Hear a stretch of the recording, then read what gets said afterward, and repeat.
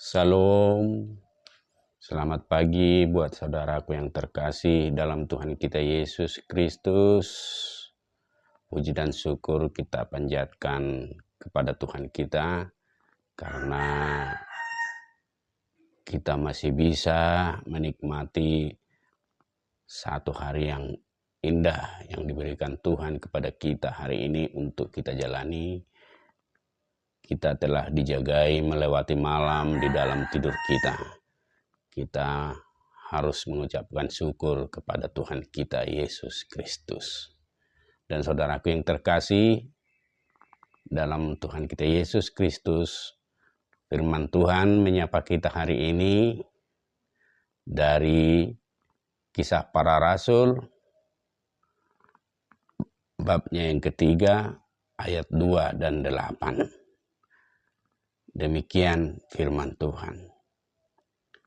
Di situ ada seorang laki-laki yang lumpuh sejak lahirnya sehingga harus diusung.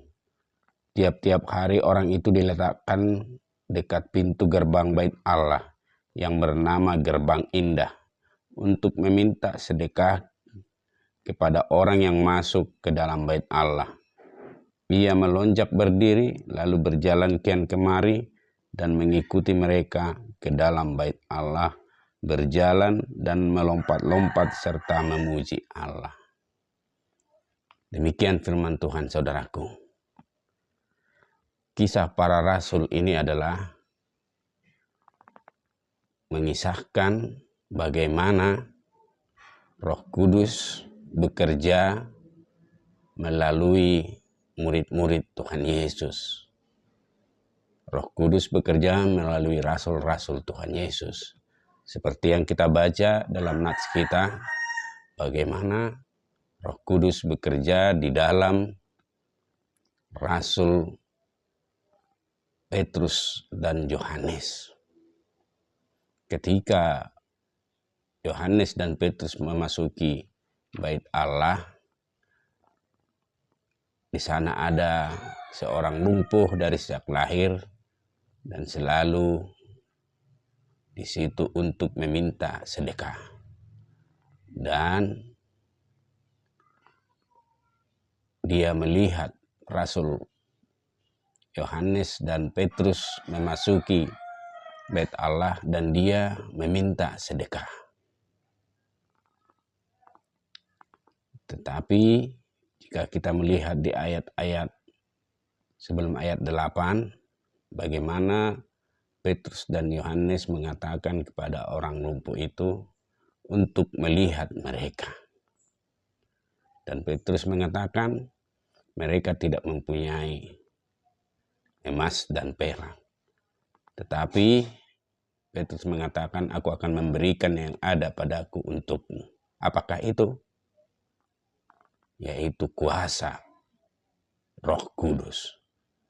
Sehingga dengan kuasa Roh Kudus, Petrus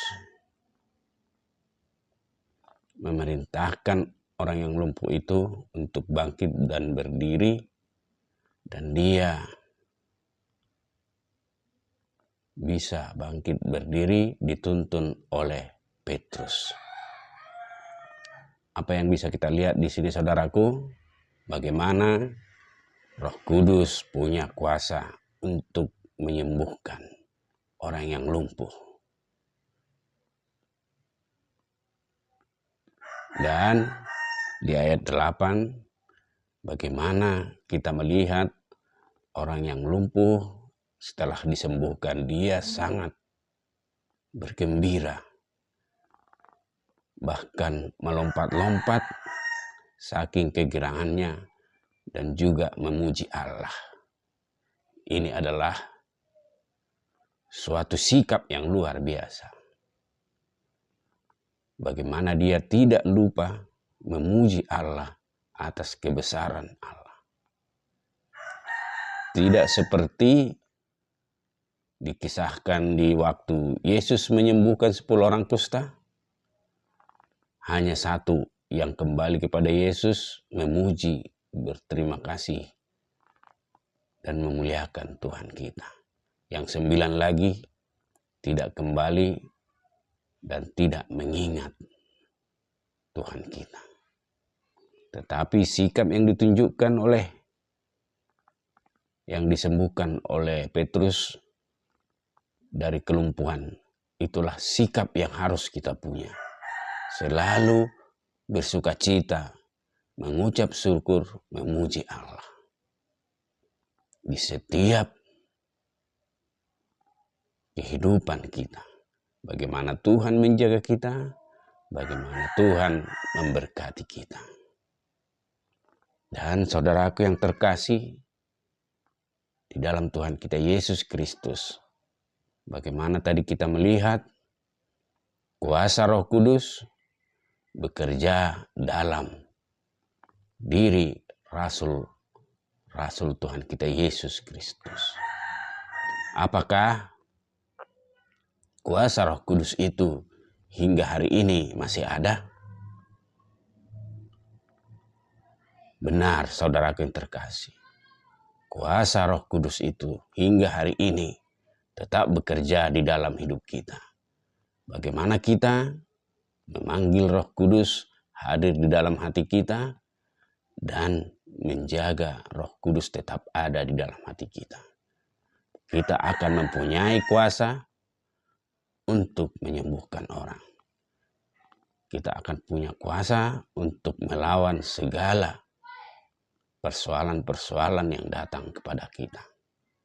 Percayalah, Roh Kudus hingga hari ini tetap ada bersama kita sampai hari Tuhan datang. Hari ini kita diingatkan bahwa hari Minggu besok adalah hari Pentakosta, di mana Tuhan memberikan Roh Kudus kepada umat manusia. Dan peganglah selalu firman Tuhan, tetap jaga Roh Kudus di dalam hatimu. Tuhan memberkati kita. Amin.